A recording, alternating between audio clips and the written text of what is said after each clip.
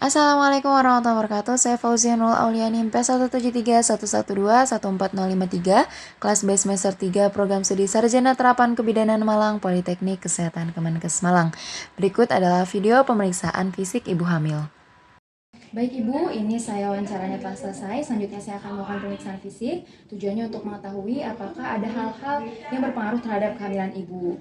Nanti akan saya periksa ya Bu ya, dari ujung kepala sampai ujung kaki. Dan mungkin nanti ada bagian-bagian yang sensitif, daerah-daerah yang sensitif yang akan saya periksa juga ya Bu ya. Namun akan saya jamin kerahasiaannya dan semuanya itu akan saya, data-datanya akan saya gunakan untuk pemberian medis saja. Begitu ya Bu ya? Baik Bu. Ibu sebelumnya udah pipis kesini? Sudah Bu tadi. Oh sudah. Kapan Bu? Barusan Bu sebelum kesini. Oh iya ya udah. Berarti kalau begitu kita bisa langsung untuk melakukan pemeriksaan fisiknya ya Bu ya. Kita mulai dengan tinggi badan dan juga berat badan ya Bu ya. Mari Bu. Ya.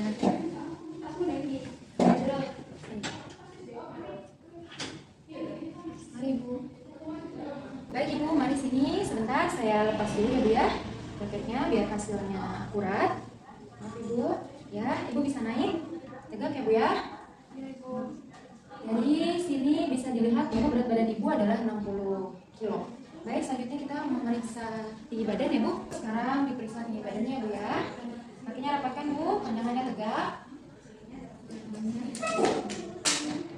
Di sini dapat kita lihat bahwa tinggi badan Ibu 153 ya Bu ya. Baik Bu. Mari Ibu. Baik Ibu, selanjutnya kita akan melakukan pemeriksaan fisik lainnya. Silakan duduk Ibu. Baik Bu. Baik, sekarang saya akan melakukan pemeriksaan tekanan darah, suhu, dan juga detail lila. Ibu boleh dibuka dulu ya bajunya ya Bu ya. Baik Bu. Ya, silakan Bu. Nanti sampai akhir dibuka saja ya Bu ya. Bisa duduk kembali Ibu. Tangannya boleh dibuka ya. Iya.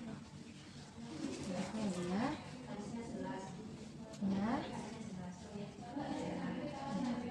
Ya, tangannya seperti ini ya Bu ya. Ini kan seperti ini.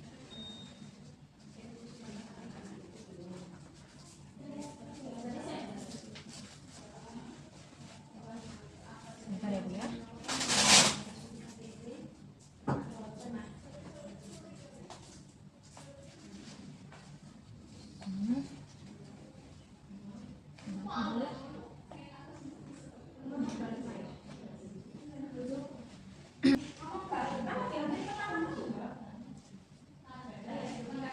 Ibu ya. Iya Bu. Ibu, setelahnya ini di sini saya ada termometer ya Bu ya. Ibu bisa dimasukkan ke dalam ketiak Ibu ya. Baik Ini. Bu.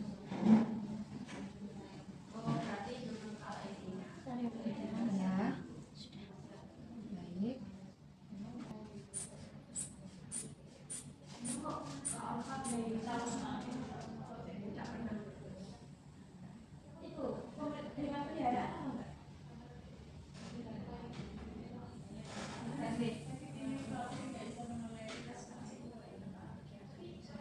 Baik Ibu, di sini tekanan darah Ibu 120/80 ya, yang mana itu adalah normal.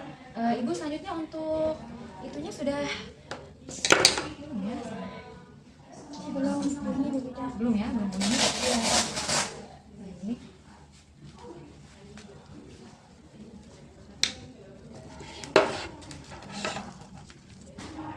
Sudah bunyi ya itu ya?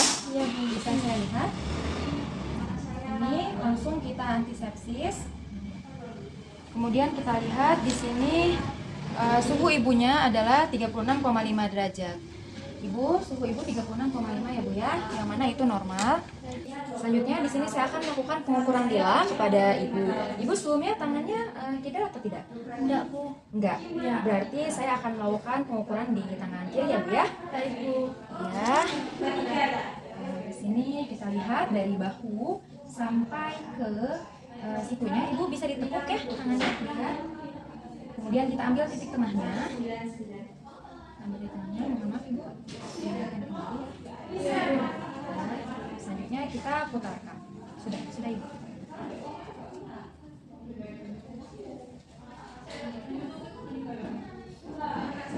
Di sini ukuran lila ibu adalah 27, yang mana itu adalah normal, di mana batas normalnya itu adalah 23,5 cm. Ya, baik Ibu. bisa ditutup kembali. Ya. Selanjutnya di sini saya akan melakukan inspeksi pada wajah ibu. Ibu, mohon maaf, kacamatanya boleh diturunkan sebentar ya, dicopot sebentar. Bisa terlihat pada wajah ibu tidak adanya odem dan juga tidak adanya kelasma gravidarum. Kemudian ibu boleh lihat ke atas ya bu ya. Ya, pada mata ibu konjungtivanya itu merah muda dan juga skleranya warna putih. Ibu boleh lihat ke bawah.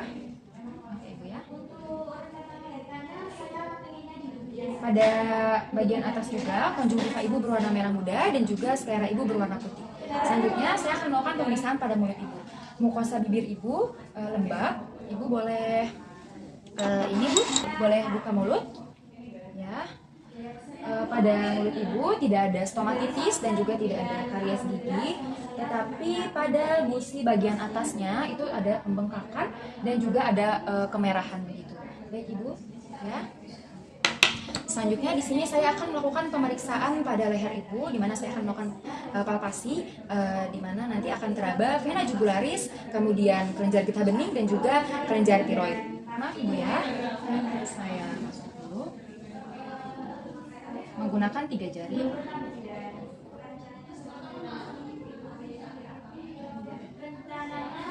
Pada ibu tidak ada pembesaran vena jugularis maupun kelenjar getah bening dan juga kelenjar tiroid. Selanjutnya saya akan melakukan pemeriksaan payudara, pemeriksaan mame pada ibu. Ibu boleh untuk ini ya bu ya, boleh untuk tidur ya bu ya. Ibu miring dulu ya, kakinya diangkat ya bu. Ya, baru ibu bisa seperti itu. Ya. Setelah ibu berbaring, kemudian kita bisa angkat selimut. Ya, bisa lurus ya. Angkat selimut sampai menutupi dada ibu. Kemudian di sini ibu, saya akan membantu ibu untuk melepas BH ibu ya bu ya, supaya nanti saya lebih mudah memeriksanya dan juga ibu tidak kesakitan. Ibu bisa untuk memiring ke sebelah sana ya bu ya. Saya bantu lepas BH-nya ya. Sudah, ibu boleh miring sini lagi. Ya. Ibu, saya buka ya bu selimutnya, saya bantu buka bajunya. Ini BH-nya kan tadi sudah saya copot ya bu, saya angkat ya bu.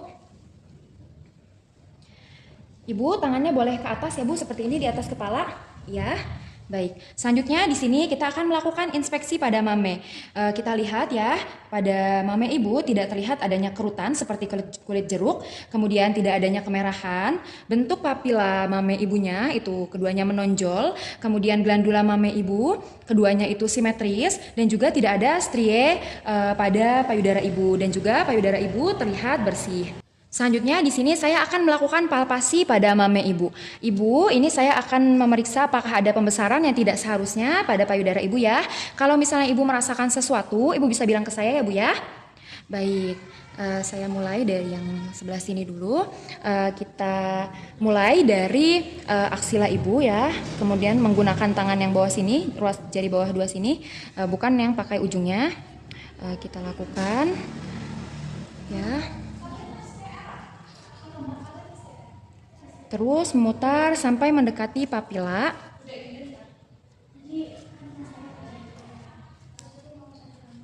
Sudah mendekati papila, di sini tidak teraba adanya pembesaran atau apapun.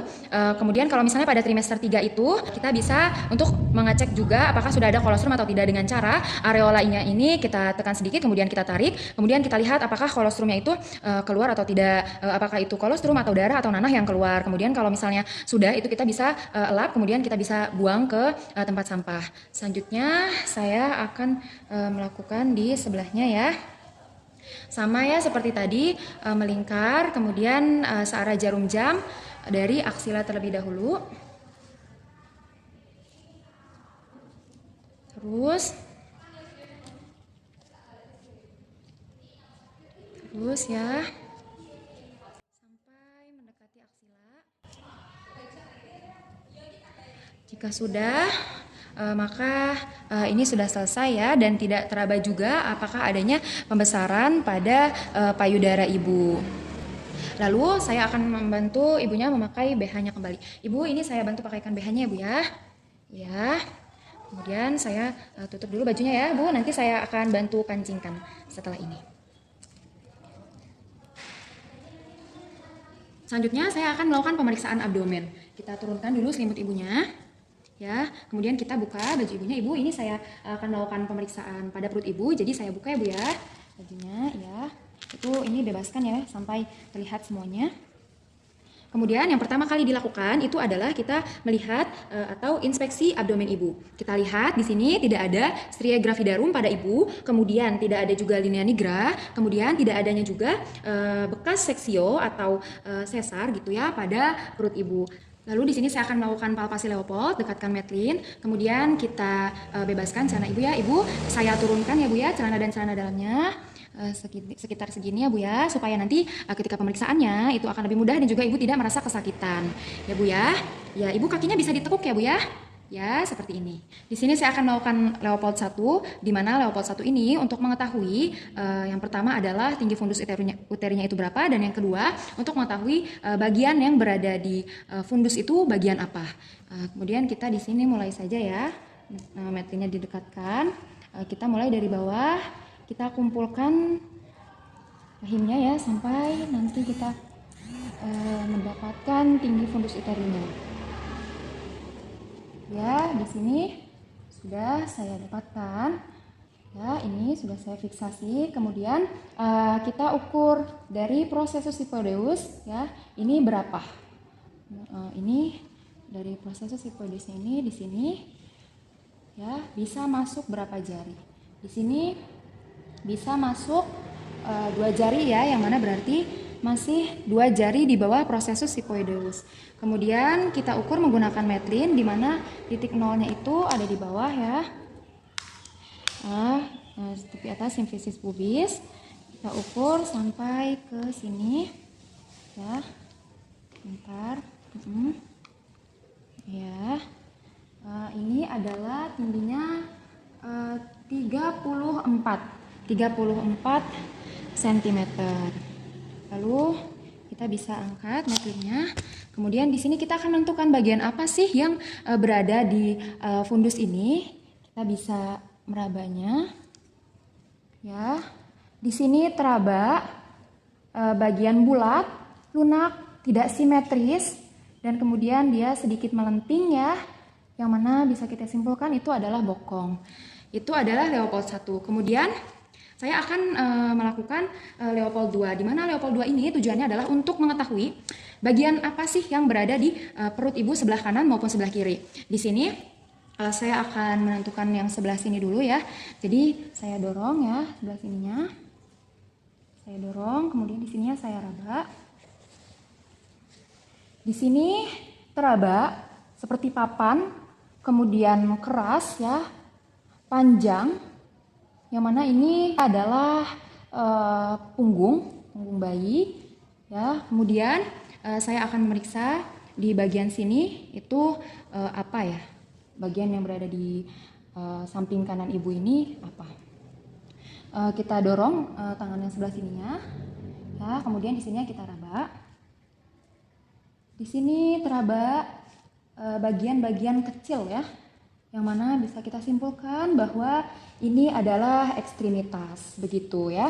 Berarti dari sini dapat kita ketahui bahwa ibu ini adalah anaknya Puki, punggung kiri ya, di sebelah sini. Selanjutnya di sini saya akan melakukan palpasi Leopold 3. Tujuannya ada 2, untuk mengetahui bagian apa yang ada di bawah dan juga untuk mengetahui apakah bagian terendah tersebut sudah masuk ke dalam pintu atas panggul atau belum. Kita langsung lakukan saja ya. Di sini langsung ini kita raba. Saya merasakan bulat, keras, simetris, dan juga melenting. Kemudian saya akan coba untuk goyangkan untuk mengetahui apakah sudah masuk pintu atas panggul atau belum. Ternyata masih bisa untuk digoyang. Jadi janin itu atau kepala tadi ya, setelah kita tentukan bahwa tadi kan bagian keras, bulat, simetris itu adalah kepala, berarti di sini bagian kepalanya itu belum masuk pintu atas panggul, sehingga pemeriksaan Leopold 4 tidak bisa kita lakukan. Selanjutnya di sini karena tadi dapat kita ketahui bahwa janin ini puki ya, punggungnya ada di sebelah kiri, maka kita akan mendengarkan DJJ janin itu di sebelah kiri perut ibu ya. Pertama ya kita cari dulu DJJ-nya ya, yang mana yang kita asumsikan DJJ ibunya. Ya. Kita bisa seperti ini. Ya. Di sini saya sudah mengasumsikan bahwa di sini ya ada denyut jantung janinnya. Di sini. Kemudian sebelum kita mengukurnya dalam 1 menit itu, kita harus mengetahui dulu ya apakah itu memang benar DJJ atau belum. Sehingga cara mengetahuinya itu adalah kita pinjam tangan ibunya. Ibu, saya pinjam tangannya ya. Nah, di sini itu kita raba arteri radialis ibunya. Kemudian kita bandingkan denyut mana yang lebih cepat. Kalau misalnya yang lebih cepat itu yang berada di kuping kita, maka berarti itu benar bahwa DJJ ya. Jadi DJJ itu pasti akan lebih cepat dibandingkan denyut nadi ibunya.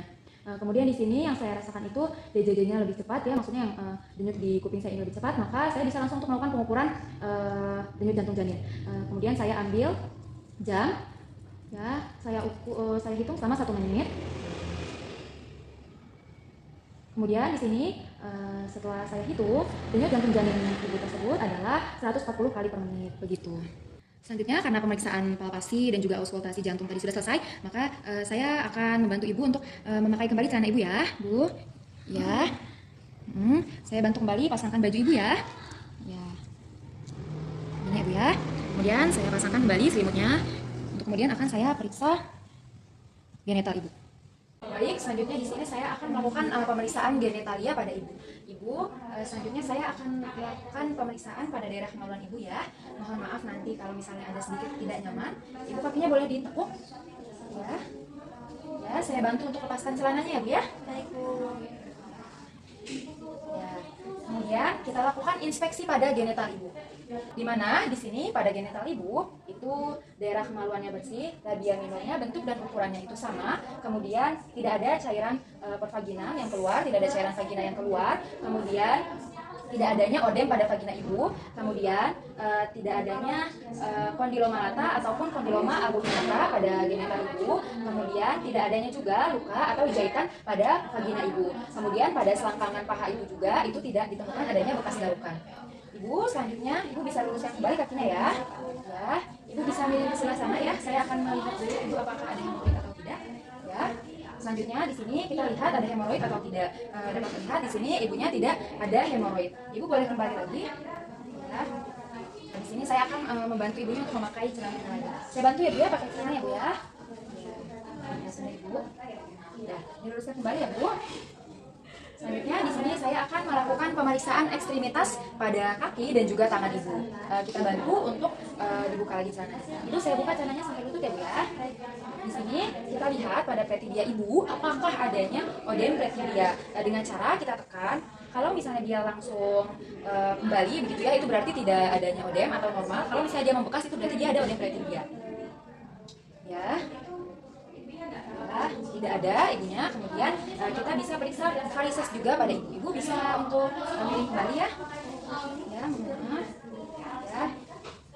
Kemudian di sini kita lihat di daerah poliptea atau daerah belakang lutut sampai dengan atas betis, dilihat ya apakah ada varises atau tidak. Di sini dapat kita lihat bahwa tidak adanya varises pada ibu. Ibu boleh kembali lagi ya. Ya, saya bantu turunkan kembali celananya. Ya, ibu, saya buka dulu kaos kakinya ya. Saya ingin melihat apakah di ini ada odem atau tidak. Ya, pada kaki ibu juga tidak ada odem. Kemudian kita lihat di tangan ibu. Saya pinjam tangannya Bu ya. Yang kita lihat itu adalah jari-jari tangan dan juga punggung tangan. Apakah adanya odem atau tidak? Di sini seperti yang terlihat ibu tidak menderita adanya odem pada tangan. Gitu. Baik Ibu, selanjutnya Ibu bisa bangun ya. Sebentar saya buka dulu selanjutnya. Ya. Sebentar ya, Ibu bisa bangun. Miring dulu Ibu. Miring. Ya, miring ke sini Ibu, miring ke sini, kemudian tangan sininya dorong Ibu. Ya. Ya, kakinya digantungkan ya seperti ini. Ya. Kemudian ini saya naikkan kembali ya Bu ya. Kemudian di sini kita akan melakukan pemeriksaan refleks patella pada Ibu. Yang dipukul itu adalah tendon Achillesnya. Bu, kesini bersama siapa Bu? Suami, Bu. Lama Bu perjalanannya? Iya, Bu, lama Bu. Lumayan. Berapa jam? Nah, sejaman lah Bu. Ya sejaman. Oke.